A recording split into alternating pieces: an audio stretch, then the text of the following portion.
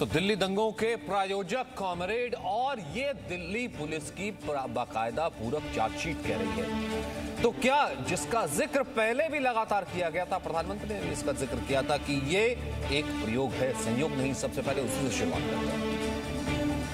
साथियों, सिलमपुर हो, जामिया हो या फिर शाहीन बाग, बीते कई दिनों से सिटीजनशिप अमेंडमेंट बिल को लेकर प्रदर्शन हुए। क्या ये प्रदर्शन सिर्फ एक संयोग है? जी नहीं, ये संयोग नहीं, ये एक प्रयोग है। तो क्या दिल्ली दंगे संयोग नहीं प्रयोग थे? क्या ये एक सुनियोजित साजिश थी जिसे कई हफ्तों की तैयारी के बाद अंजाम दिया गया था? आपको हम ये तथ्यों के आधार पर भी समझाएंगे, सवाल भी पूछेंगे, लेकिन बड़ी खबर क्या है वो हम आपको बता दें। बड़ी खबर यह है कि दिल्ली दंगों की चार्जशीट में सीपीएम नेता सीताराम येचुरी का नाम है, योगेंद्र यादव और प्रोफेसर अपूर्वानंद का चार्जशीट में नाम है, अर्थशास्त्री जयती घोष, फिल्मकार राहुल रॉय का भी नाम है, उमर खालिद, चंद्रशेखर रावण का भी नाम है। गुलफिशा फातिमा ने पूछताछ के दौरान ये सब नाम लिए हैं। अब आपको चार्जशीट की कुछ बड़ी बातें बताते हैं जिससे आपको पता लग जाएगा कि हम क्यों कह रहे हैं कि ये संयोग और प्रयोग की बात है। आप समझ जाएंगे। दरअसल जानबूझकर इस चार्जशीट में लिखा हुआ है कि पढ़े लिखे लोगों ने जाकर के भाषण दिया, माहौल को बिगाड़ा और बाकायदा जिस ऑडियंस को सेलेक्ट किया गया था, जिस कॉन्स्टिट्यूएंसी को सेलेक्ट किया गया था, वो कम पढ़े लिखे लोग थे। कम पढ़े लिखे लोगों को भड़काने की साजिश रची गई। पढ़े लिखे लोगों को ले जाया जाता था, रोज शाम को लेक्चर्स अरेंज करवाए जाते थे और बाकायदा सीए के विरोध में आंदोलन को कहा जाता था कि आप लोगों के विरोध में हैं, ये मुस्लिमों के विरोध में हैं, ताकि लोग यही समझ सके क्योंकि ये पढ़े लिखे लोग हैं, ये जो कह रहे हैं बिल्कुल ठीक कह रहे हैं। तो अंत में होता क्या है? अंत में बाकायदा दंगे हो जाते हैं, दिल्ली को जला दिया जाता है। तमाम सवाल क्या है? सवाल ये कि क्या दिल्ली दंगा सुनियोजित साजिश थी? ये सबसे बड़ा सवाल है। और क्या सीए विरोध के जरिए दिल्ली दंगों की पृष्ठभूमि तैयार की गई? रोहित चैल इस वक्त हमारे साथ है, सोनाली चितलकर है जो कि लेखक हैं दिल्ली रॉयल्स 2020 की, विवेक श्रीवास्तव है सीपीआई के नेता, आलोक मेहता है वरिष्ठ पत्रकार, वेद भूषण है हमारे साथ दिल्ली पुलिस के पूर्व एसीपी और असगर अली खां है जो कि वकील हैं। रोहित चैल, बाकायदा लिखा हुआ है इस चार्जशीट में कि एक तरीके से ये एक प्रयोग था, संयोग नहीं था, और बाकायदा सप्लीमेंट दिए गए हैं। सीताराम येचुरी जैसे तमाम लोगों का यहां पर नाम तक सामने आया है। लेकिन सर, सीताराम येचुरी कह रहे हैं कि केंद्र के दबाव में दिल्ली पुलिस जो मन चाहे वो लिखवा लीजिए। देखिए सचिन जी, ये प्रधानमंत्री जी ने पहले ही आपको याद होगा, प्रधानमंत्री जी ने जब कहा था तभी बता दिया था प्रधानमंत्री जी ने कि ये संयोग नहीं, ये प्रयोग है। ये प्रयोग लगातार जिस तरीके से अर्बन नक्सली जिहादी जो एक नेक्सस बना हुआ है वो लगातार एक प्रयोग करने में लगे हुए हैं। ये 3 लेयर है, आपको समझना पड़ेगा। 3 लेयर है। जो सबसे ऊपर लेयर जो है वो जिस तरीके से जो राइटर्स जो हैं वो राइटर्स जो है जो ग्राउंड पे राइट करते हैं। दूसरा एक मैनेजिंग ग्रुप जो उनका रहता है। तीसरा जो रहता है जो बेंच स्क्रिप्टिंग करते हैं इनकी। तो इसमें प्रोड्यूसर भी है, डायरेक्टर भी है और फंडिंग भी है।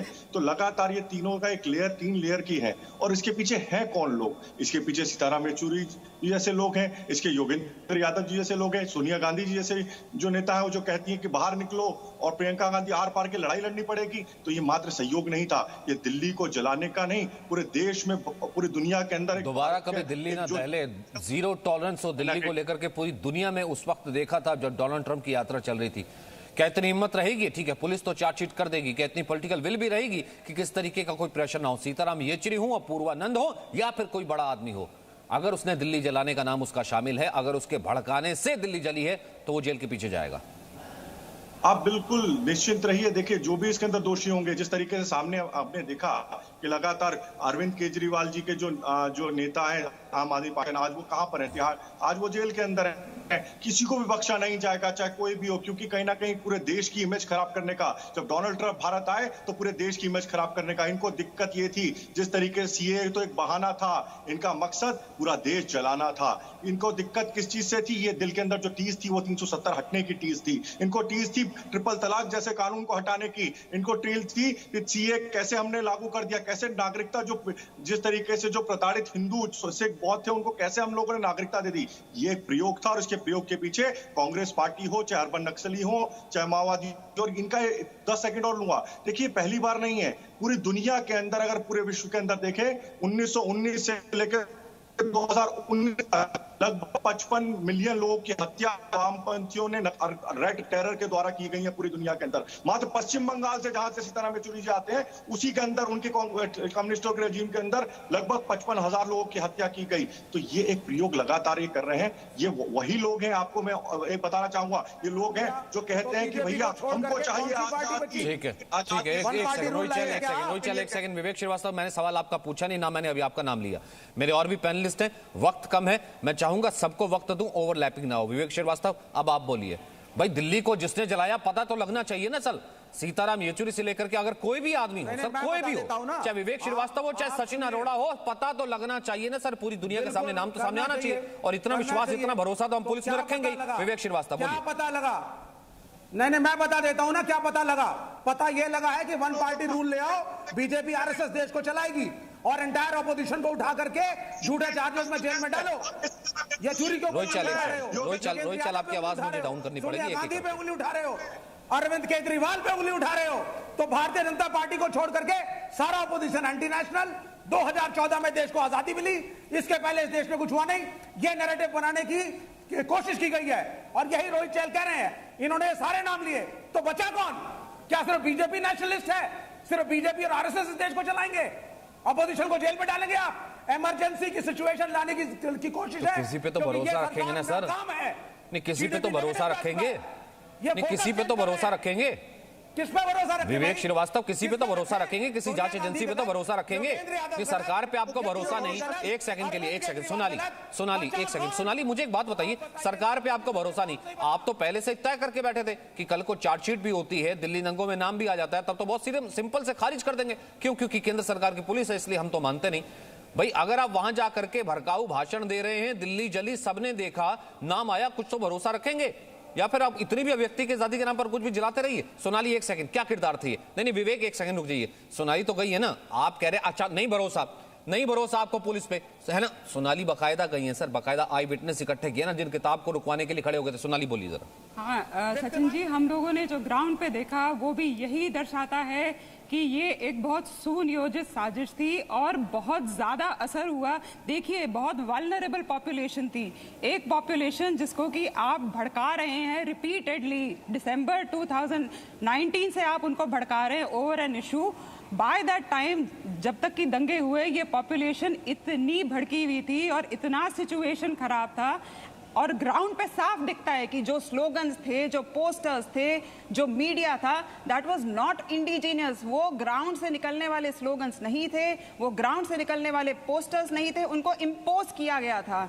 और रही बात ये केंद्र सरकार वगैरह की, जो एक पॉलिटिकल वेंडेटा की ये बात करें, कम ऑन, मतलब why will the central government go after a party which is कितना 3 MPs in the Lok Sabha?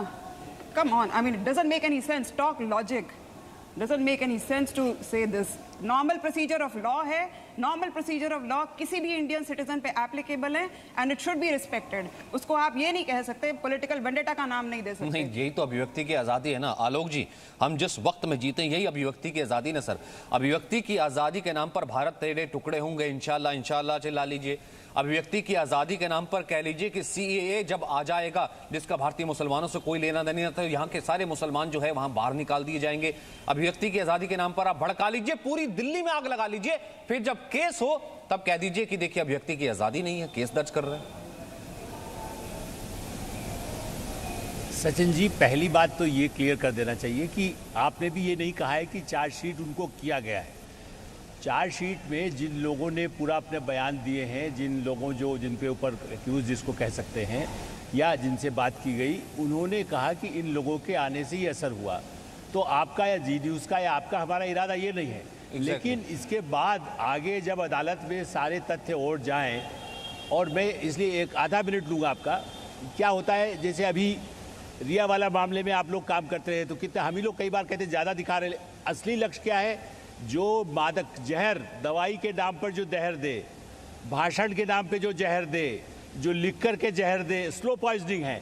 Slow poisoning का जो असर होता है, वही असर इस तरह के मासूम लोगों को, चाहे आदिवासी इलाके हों, चाहे वो दिल्ली के इलाके हों, चाहे वो कहीं दूसरे देशों में भी हों।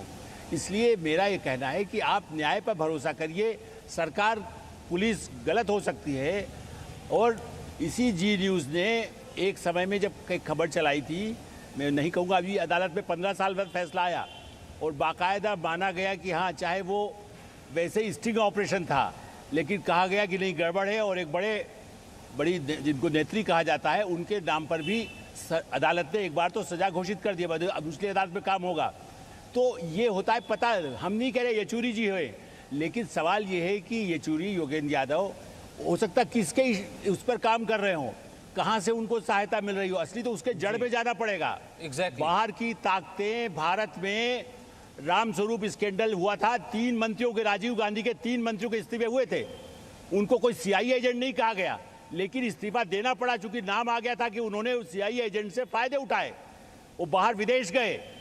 मैं तो इसलिए नाम लेके बता रहा हूँ। ये दौर तो सर वो मर्यादा का है नहीं ना। अक्टूबर में चोरी की, जनवरी में 3 इस्तीफे हुए। आलोक सर, ये दौर है वो मर्यादा का आदमी, या फिर ये दौर भी अपराधी हो सकता है। मैं तो वही कह रहा हूँ सर, फैसला करेगी सर। ये दौर तो कानून पे विश्वास हो तो कानून फैसला करेगा ना आलोक सर। उस वक्त तो जब नाम आने पे ऐसा लगता था कि कमीज पर दाग लग गया और जो है वो दाग अच्छे नहीं है, अब तो नाम बाकायदा आता है। और बाकायदा मैं तो ये कह रहा हूँ, चार्जशीट तो पढ़िए, जैसा आपने आलोक जी, जैसा आपने कहा कि बाकायदा ये 426 पेज की चार्जशीट है। मेरे पास ये चार्जशीट है, चार्जशीट पढ़िए, 16-17 पेज पे बाकायदा लिखा रहता है कि देखिए, सुनियोजित तरीके से पढ़े लिखे लोगों को वहां पर लाया गया, सुनियोजित तरीके से कम पढ़े लिखे लोगों को वहां पर इंड्यूस किया गया, रखा गया, सुनियोजित तरीके से ऐसे वहां पर मोहल्ले बनाए गए, जगह बनाए गए, मीटिंग पॉइंट्स बनाए गए जहां पर ये लोग इकट्ठे होते थे और अगले दिन की स्ट्रेटजी बनाया करते थे। वरना वेदभूषण, ये क्या सिर्फ कोइंसिडेंट था क्या कि जिस दिन डोनाल्ड ट्रंप आते हैं, उमर खालिद उससे पहले कहता है पूरी दुनिया में सिग्नल जाना चाहिए, माइनॉरिटीज पे कैसे जुल्म हो रहा है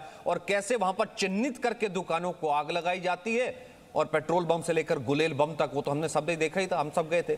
तो वेदभूषण जी, ये क्या सुनियोजित नहीं था क्या? सचिन जी, एक बहुत पुराना गाना है, उसमें है संभल के रहना अपने घर में छिपे हुए गद्दारों से। आपने रामायण में बाली वध देखा होगा।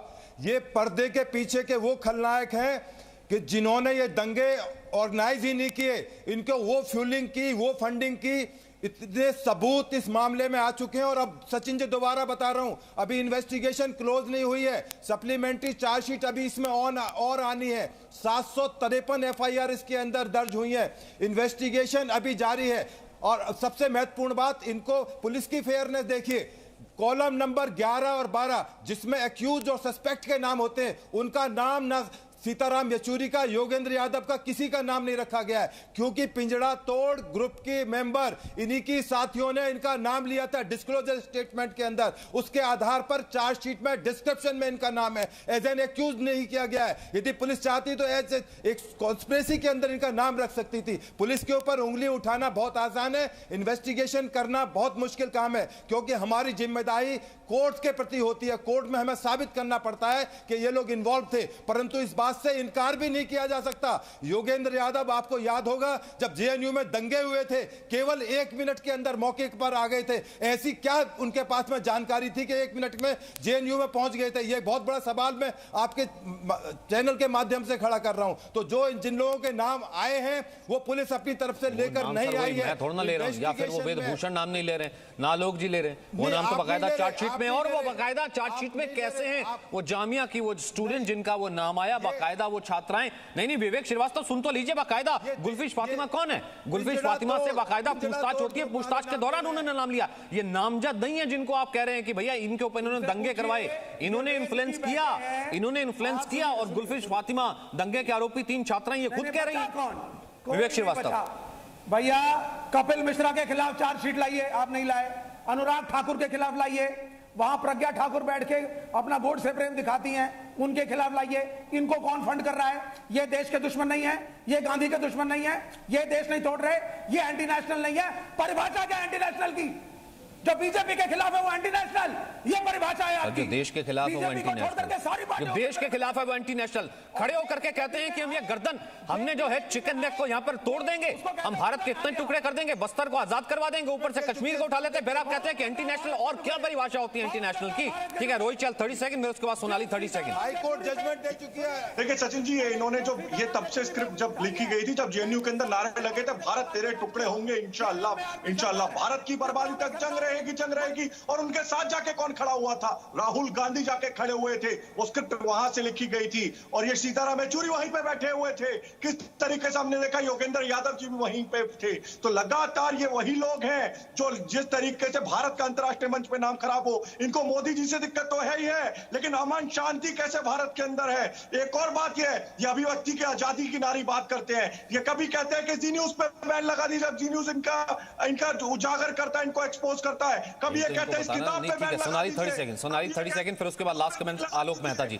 सोनाली, देश मतलब सरकार के खिलाफ होते होते आप कब देश के खिलाफ हो जाते हैं? देश के खिलाफ आग भी लगा जाते हैं, फिर भी आपको लगता है कि नहीं आप सरकार के खिलाफ खड़े, और आपको लगता है कि नहीं बाकी लोग ये थ्योरी बाय भी कर लेंगे? सोनाली लास्ट 30 सेकंड, फिर उसके बाद आलोक जी। सचिन जी, मैं आपके माध्यम से ये कहना चाहूंगी कि डिस्क्लोजर स्टेटमेंट में भी इनका नाम ये है, ये शिक्षक वर्ग हैं।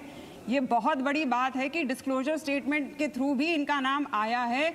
It is a call. Radhakrishnan commission 1949 में बनी थी। वो क्या कहते हैं टीचर्स की भूमिका के बारे में? That they should be building the nation, they should be inducing positivity. बच्चों में, छात्रों में उनको एक सकारात्मक भूमिका निभानी चाहिए। It's a very major thing. I think all teachers should think, and doctor Radhakrishnan was not a भाजपाई, he was very much a कांग्रेसी। तो सबको सोचना चाहिए, जिन जिन के नाम एसोसिएट हो रहे हैं इस केस के साथ। 20 सेकंड आलोक सर की, क्या आपको लगता है इतनी पॉलिटिकल विल है कि ये एक नजीर बनेगी? क्योंकि चार्जशीट कट्टा चिट्टा तो सबके सामने, ये सामने, क्या इस पर ऐसी कार्रवाई होगी कि बड़ी से बड़ी जो भी इसके बड़े लोग हैं कम से कम वो बिहाइंड द बार्स? बिल्कुल, देखिए बिहाइंड द बार तो अदालत करेगी, लेकिन और अंदर जाना चाहिए। और जैसा मैंने कहा, हमारी सरकारी एजेंसियों को भी एक कोऑर्डिनेटेड एफर्ट करना होगा। जैसा अभी कहा गया हमारे वकील ने, वेदभूषण जी ने, कि किस तरह से हमारे वकील देश के जो अधिवक्ता हैं वो ये कह रहे हैं कि कानून क्या कहता है, आप सबूत और जुटाइए और सबूत मिलेंगे, अंतर्राष्ट्रीय सबूत मिलेंगे। मैं कह रहा हूँ उनके 15 साल 20 साल के इतिहास में जाइए। मैं यहाँ इसलिए आरोप नहीं लगाना चाहता, लेकिन मैं जानता हूँ कि कहाँ से फंडिंग होती है, जिसका उपयोग करके बौद्धिक लोग जो नक्सल प्रभावित इलाकों में काम करते रहे हैं, आज भी कर रहे हैं, उनमें देरी क्यों? उसके लिए इंतजार क्यों किया जाए कि कहाँ पर दंगा हुआ उसके बाद उनके ऊपर हाथ डाला जाए? उनके पहले उनके ऊपर कहीं न कहीं रोक होना चाहिए। ये इसका सबक होगा और इसमें दूर तलक जाएगी। बात निकली है, ये दूर तलक जाएगी। अदालत फैसला करेगा, सरकार नहीं कर पाएगी। हो सकता है कि खुद इनकी सरकार आ जाए, अपोजिशन की सरकार, जल्दी अदालत में सबूत मिलेंगे तो कोई बख्शेंगे नहीं। मैंने कहा ना, कांग्रेस के जमाने में भी जेल में लोग गए हैं, भारतीय जनता पार्टी के समय में भी कोई गड़बड़ हुआ है। तो भारतीय जनता, विवेक श्रीवास्तव, मुझे समझ नहीं आती आपको इतना ऑब्सेशन क्यों? एक सेकंड विवेक श्रीवास्तव, चिल्लाने की क्या जरूरत है? ये आलोक जी बोल रहे हैं। एक सेकंड रोहित, एक सेकंड रोहित, एक सेकंड रोहित, एक सेकंड रोहित, एक सेकंड। देखिए ऐसा कि सुबह सुबह रविवार का वक्त है, लोग घर पर बैठे हैं, लोग इस डिबेट को समझना चाहते हैं कि आखिरकार उस दिन दिल्ली में हुआ क्या था, कि घर बैठे बैठे कि पता नहीं लगा अचानक कौन सी ऐसी आग निकली कि शांतिपूर्वक प्रदर्शन, बच्चे बैठे हुए हैं, महिलाएं बैठे हुए हैं, अचानक से आग निकली, पूरी दिल्ली में आग लगा दी। दोनों की गलती है। सर लोग समझना चाहते हैं, इसलिए चिल्लाइए मत, इसलिए चिल्लाइए मत। विवेक श्रीवास्तव, मुझे एक बात बताइए ना, इसमें बीजेपी कांग्रेस, मुझे एक बात बताइए, इसमें बीजेपी कांग्रेस आ कहां से गया? विवेक श्रीवास्तव, इसमें बीजेपी कांग्रेस आ कहां से गया? भाई पुलिस है, अपना काम कर रही है, चार्जशीट उसने दी, मुझे एक बात बताइए ना, अपना काम कर रही है, घोषित करके विक्टिमाइज कर रही है। अरे बिल्कुल काम नहीं कर रही है, विक्टिमाइज कर रही है, हमें एंटी नेशनल बोलती है। जिसकी 35 साल सरकार रही है बंगाल में। रोहित चल आपको नहीं समझ में आता? रोहित चल, अगर मैंने रोहित चल आपको हिंदी आती है? रोहित चल, मैंने जो हिंदी में समझाया आपको समझ में आता है? उनको तो नहीं समझ में आता, उनको हो सकता है चाइनीज में समझाना पड़े। मेरे को चाइनीज आती नहीं है, ठीक है, मेरे को चाइनीज आती नहीं, उनको चाइनीज में समझ में आता होगा, मेरे को चाइनीज आती नहीं है। मेरे को हिंदी में आती है, मेरे को हिंदी में आती है और मैं हिंदी में समझा सकता हूं। देखिए ऐसा है कि मेरे लिए वक्त बहुत इंपॉर्टेंट है विवेक श्रीवास्तव। अगर यहां पुलिस अपना काम कर रही है, पुलिस पूरक चार्जशीट दे रही है, नाम जिसका भी आए तो जिसने दिल्ली को जलाया वो सामने आए ना, तो आपको क्यों दर्द हो रहा है? अमित शाह के कहने पर ऑपोजिशन को टारगेट कर रही है। पुलिस अमित शाह के कहने पर ऑपोजिशन को टारगेट कर रही है। पुलिस ने सबको टारगेट किया है, कांग्रेस, आम आदमी पार्टी, स्वराज पार्टी, लेफ्ट, बचाव कौन है? क्या सिर्फ बीजेपी नेशनलिस्ट है? क्या सिर्फ बीजेपी नेशनलिस्ट है? क्या सिर्फ बीजेपी नेशनलिस्ट है? सारी ऑपोजिशन पार्टी को जेल में डालेंगे। नाम आ गया है, इमरजेंसी का नाम लिया, क्योंकि आप हर साइड में फेल हो गए हैं। बचाने वाले हैंडल नहीं कर पाए, इकोनॉमी आपके हाथ में नहीं है, अनएम्प्लॉयमेंट नहीं है। आग लगा दीजिए। बहुत अच्छा सर, बहुत बढ़िया। आलोक जी, मुझे एक बात बताइए, आप तो सबसे वरिष्ठ हैं, आपने तो इतने दौर देखे, ये कैसा दौर चल रहा है? मुझे एक बात बताइए, इतनी टॉलरेंस है, सब कुछ यहाँ पर टॉलरेंस के नाम पर दिल्ली जला देते हैं सर, टॉलरेंस के नाम पे भारत तोड़ देते हैं, मंजूर है सर, टॉलरेंस के नाम पर 370 के नाम पर सीए जिससे कोई लेना देना, सब कुछ टॉलरेंस के नाम पर हो रहा है। एक सवाल पूछ लीजिए सर, एक सवाल पूछ लीजिए तो ऐसे खाने को आते हैं कि जैसे सब कुछ हो रहा है, यहाँ पर इकोनॉमी पे सवाल क्यों नहीं पूछते, इस पे क्यों नहीं पूछते? देश को जलाना अलाउड है सर? देखिए सचिन जी, इकोनॉमी पर सवाल पूछते हैं, रोजगारी पर पूछते हैं, लेकिन उसकी तरफ वो बात नहीं करना चाहते। असल में होता यही है कि वो भी लोगों को भड़काना कि तुम्हें रोजगार नहीं मिल रहा है। आप ही बताइए ना, सीताराम येचुरी कितना जनता के बीच चुनाव जीत के आए हैं कभी? योगेंद्र यादव जी जमानत जब्त हो जाएगी यदि दिल्ली से ही चुनाव लड़ने। होता यह है कि ये बड़े बड़े 30 मार्का, इनको पता नहीं है कि चुनाव लड़ना अलग चीज़ है लेकिन लोगों को भड़काना आसान है। क्योंकि अमोद अनजान लोग होते हैं, उनको भड़काना, उनको लिख करके उनके डाल देना, तुम्हारी उनको कहा देश से बाहर भगा दिया जाएगा। यहाँ तक कहा गया कि यदि समुदाय के लोग हैं तो झुग्गी से नहीं हटाएंगे, उनको देश से निकाल देंगे। अरे भाई, समुद्र में डाल देंगे क्या? कौन जेल से निकाल सकता है? देश से निकालने के कानून है, विदेशी को भी ऐसे नहीं भेज वहीं रह रहे हैं ना सर, अब कहाँ है? है? मुझे एक बात बताइए सर, 8 महीने हो गए, कोविड के कारण देश बंद रहा, अब कहाँ है? मुझे एक बात बताइए, जो उस मन से खड़े होकर के भड़काते थे आपको 1 हफ्ता रहने नहीं दिया जाएगा, यहाँ पर कागज मत दिखाइएगा, देखिए निकाल के बाहर खड़े होंगे, कहाँ है सर? सब बेनिफिट्स उनको भी मिले। अब तो कम से कम वो लोग अगर ये डिबेट मेरी देख रहे हो, क्योंकि 10 बजे हमारा डिबेट करने का मकसद यही है, लेकर के इसलिए आते हैं ताकि आप लोग ये देखें, समझें। सिर्फ इन लोगों ने आपको मोहरा बनाया है, दिल्ली को जलाया है, इनका मकसद कुछ भी हो, इनका मकसद देश हित राष्ट्र हित नहीं हो सकता। इन्होंने सिर्फ और सिर्फ आपका प्रयोग किया। वो लोग वहां पर शाहीन बाग में जो आम लोगों की तरह मौजूद थे, आपके बच्चों का प्रयोग किया और दिल्ली को जला दिया। उसकी तस्वीर पूरी दुनिया में ऐसी पेश कर दी। बहुत बहुत शुक्रिया आप सभी का मेरे साथ बने रहने के लिए। छोटा सा presenting V news app available on Google Play and App Store. Download it now.